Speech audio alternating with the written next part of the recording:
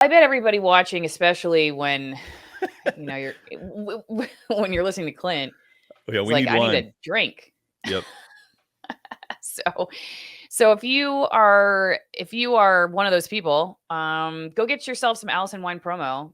These are all Malbecs from Argentina, very remote, high altitude regions. Clint, I call my wines extremist altitude wines. They are the wines for the extremist out there. Or if you're too nervous to be an extremist, first off, if you haven't been labeled an extremist, as I say, You're not everybody who's trying. anybody now is getting labeled an extremist. So if you haven't been, it's time to move out of your grandma's basement, put on some clothes, brush your hair, take a shower, and join the rest of us out here. And if you're too nervous to do anything but drink a bottle of Allison Wine Promo, at least this will give you the right to say you're an extremist because you're drinking extremist wine.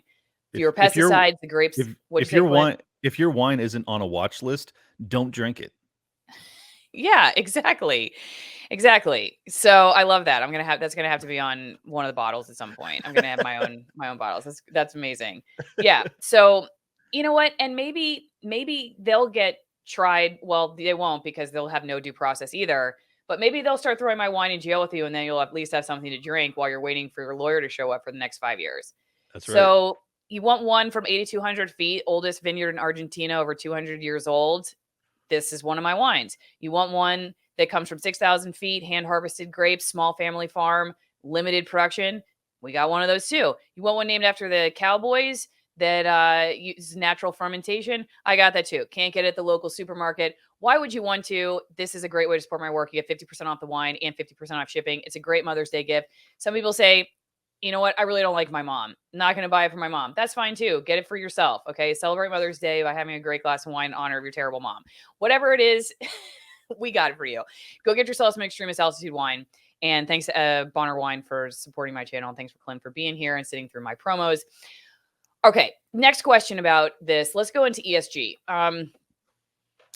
When I was watching your video about Budweiser, and you're a supporter of defunding the bud, I guess. Is that Yeah. not, well, this bud? I don't know about the other bud, but Yeah, I'm just in favor of any sort of protest that kind of undermines the ESG marketing mechanism. So okay. I can explain that further, but we Well, yes, some people may not even know. I personally, like, only recently even knew what ESG stands for. So give us the primer on what is ESG. sure. ESG was a rollout from the United Nations. A lot of people don't know that, but I think it was 0405 arena. They wanted to, under the guise of addressing climate change, they then modified it and broadened it to deal with all social justice, all economic concerns, all income inequality, racism, sexism, transphobia, climate change, carbon emissions. The list goes on and on. So ESG was kind of this like one size fits all uh, acronym solution, and the mechanism by which they actually implement the control to modify our behaviors to then try and lead the world in the direction of the future that they believe in is to reach out to the biggest financial institutions, which all relying on their relationship with the central banks of the world and the governments of the world. They had a huge amount of coercive power in those discussions to say, hey, this is what we're doing. Do you want to have a good relationship with all of the governments that are part of the UN or all of the central banks that we control to some extent? And that is really how it came about, that environmental, social justice, and governance being you know those are the three uh, controls that they're able to use to implement kind of wokeism into capitalism, which is obviously very counter to what capitalism used to be. Capitalism used to be about how do we innovate, how do we cost cut, how do we produce the best product. Those things are kind of irrelevant now, and which is why you get marketing campaigns that are completely disconnected from what their consumers actually prefer, because the ESG score increases because if you have a spokesperson of the trans variety, I don't even know if Dylan Mulvaney is technically trans, uh, but that helps your S score, your social justice score, when it comes to your marketing uh, beliefs. Okay, this is explaining a lot for me. So basically what you're saying is the trend we've seen over the last few years, Amazon, whoever, Yeah. The jumping on the Amazon mustache girl, that type of stuff. Yeah. okay, so they're jumping on the game, and I didn't realize that behind the scenes they're I mean, I knew it seemed like they were grifting, like it was like they just jumped on it when it was safe and beneficial financially to do so, but I didn't really quite understand the dynamics of why it was financially beneficial. So this is where the heart of it is. Yep. I mean, Okay. this is everything. This is why the biggest financial institutions got on board with it. This is Mhm. why all of the Fortune 500 companies have acquiesced to the demands of ESG, is because if you want to be a functioning business in America or on the global economy scale, you have to be getting acquired. Your stock has to be getting purchased by the biggest money managers on earth. Okay. BlackRock has $9 trillion under management. You know, Larry Fink, the CEO of BlackRock, has written annual shareholder newsletters where he says, if you want a single penny from BlackRock, you have to get on board with addressing climate change. And by addressing climate change, he ultimately means pushing ESG. So this is everything. This is how it's all come to pass. This is explaining so much for me. I had not put two and two together. So going back to my old industry of corporate news and how over the last year or two they've started implementing basically critical race theory training for Yep. journalists. So you go to these training sessions with frankly highly controversial teachers Yep. who the public is really debating, but as a journalist you're being told these are the right people. So it's fascinating. Like it reminds me of when our union head, like in Seattle, you had to be in SAG-AFTRA, the union, in order to work there. Right. And the chief union person, I can't remember if she was the president or what they call it, executive director. Anyway, she went to a city council meeting in Seattle and she's like, on the record, SAG-AFTRA is in favor of defunding the police. And at least at that point, some of the journalists were like, wait a second, we're covering this issue. You can't just say that we want this. That totally hurts our credibility with the public, even if behind the scenes they're all allowed to post that they do on their Facebook pages or whatever, but you can't just say it out loud. So Right. then she walked that back. But soon after that, you started seeing these trainings. Everybody has to go through these race trainings, teach you about how you really need to see race and racial dynamics Yep. and then everybody's starting to do these special projects about race, and you have photographers. I remember seeing this white photographer I used to work with telling the camera at the beginning with like the very very serious dramatic music that his dad's racist, and I'm like, what is going on here? Like, who cares if I don't even know what is going on. It was just mind blowing to me. But I guess I was understanding it like I knew there was something more to it. I just couldn't really put my finger on exactly how the money and the power and social engineering were connected, because I could see that the journalists, I think that the low level like reporters, for the vast majority, they're totally bought in on all this. They're guilt ridden, scared, myopic. Yep. They just I used to be one of them. I didn't see through the forest. Like I just went with like this is the way these are done, I guess. Yeah. There are a lot of things that I didn't question, and I frankly just churning out the factory farm of information. I think that keeps you in a cycle where you're just trying to make your deadline anyway, and you don't have time to think. And once you do start waking up, you're like, wait a second, you start realizing all the things you don't know. Then you realize you're never going to have time to explore what you don't know, and you're going on television acting like you know something. And you're like, then you have this conflict of conscience, and then eventually it ends your career, which is what happened with me. So I go back to where I used to work. I'm thinking, why are they going through this training? So you're basically saying the managers, though the lower level may really be like, oh yeah, this is good. This is a reckoning. We need to go through this, whatever.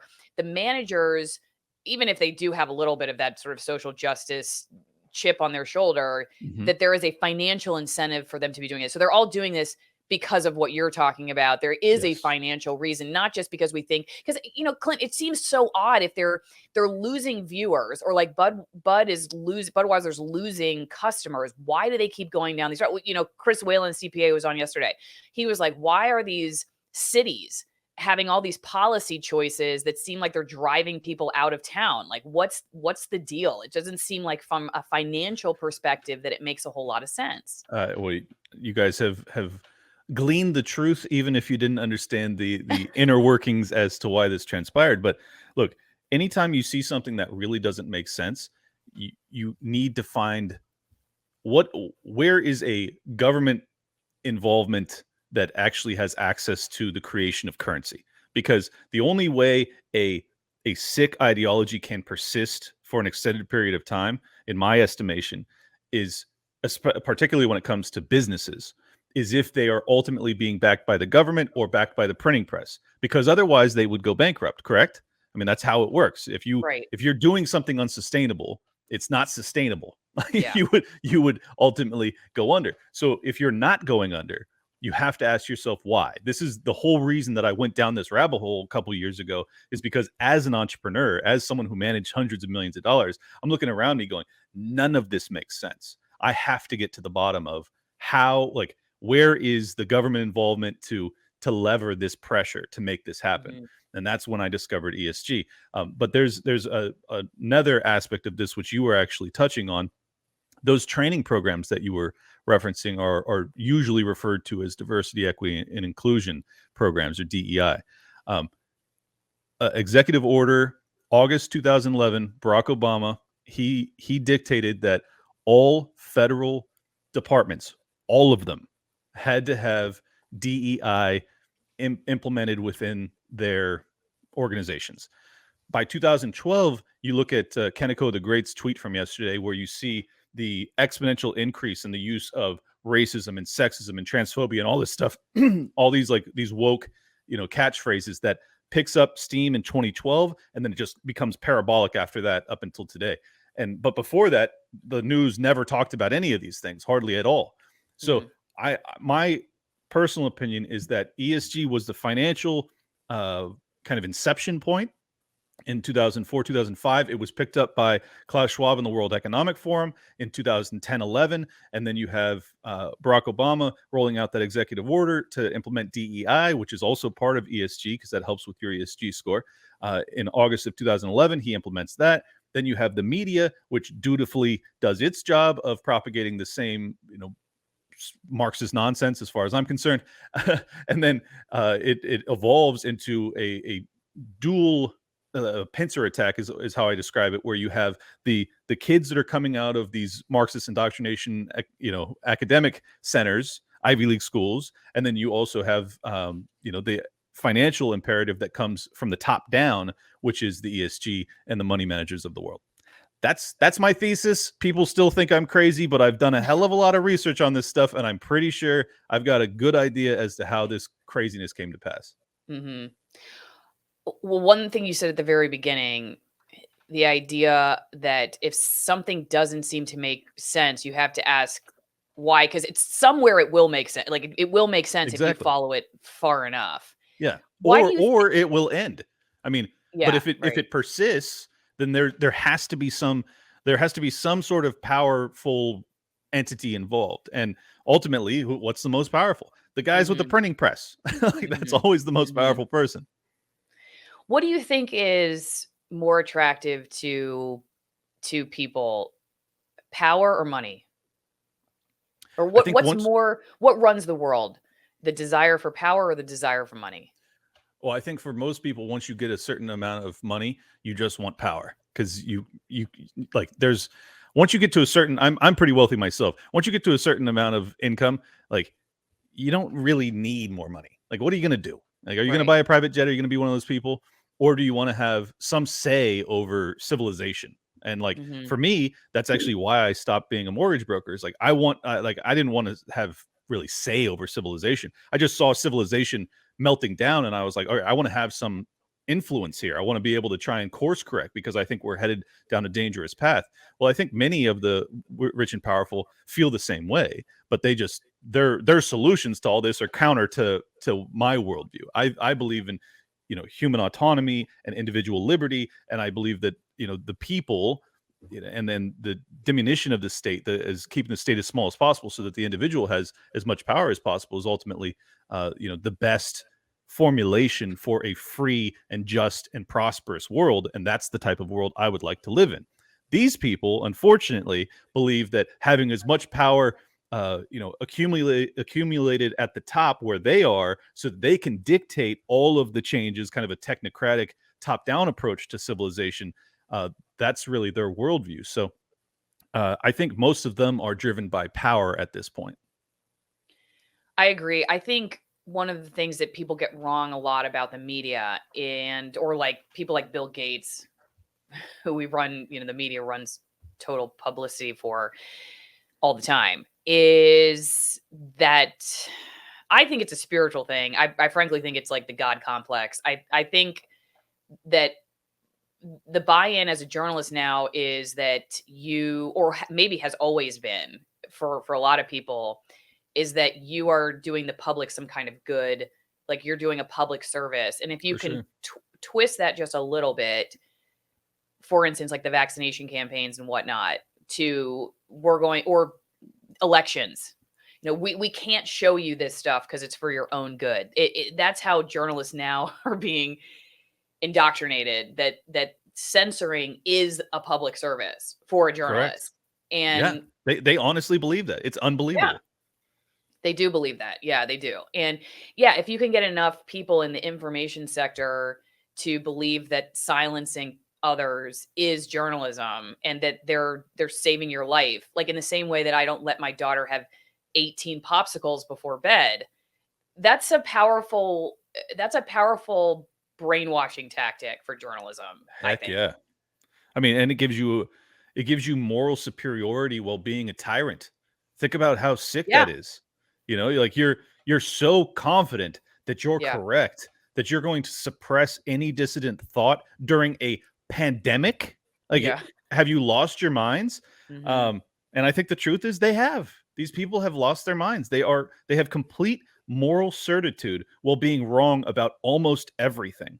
I mean, that is a absolutely horrifying combination. Everybody go follow Clint. This is his Rumble channel, Liberty Lockdown. He's on Twitter, very active there. Liberty Lockdown with Clint Russell. That's where I follow you the most, is on your Twitter. I'm just like one of those creepers on Twitter. I don't really use Twitter a whole lot for output. I'm mostly an input user for Twitter. I just Yeah. watch people and their conversations. One of which I'm not going to even get into right now, but I'm going to have you back about Eliza Blue. That whole thing was such a Oh, yeah. dumpster fire. I watched it all from the comfort of my own home on Oh, Twitter. man. What a What a crazy dumpster what a fire, dude. crazy 2 months that was. My goodness. Oh, so that's a tease for everybody. Watch it there. If you are watching this later on YouTube, I am trying a new experiment starting with Clint. I am going to start uploading multiple short videos to see what happens. So if you want to see the entirety of our conversation, you can watch it on Rockfin, Rumble, or Locals. But if you're watching this on YouTube, you're just getting a short clip. So hope to see you over there if you like it all. And let me know what you think about the short clip format if you are watching this on YouTube, if you like that better or not.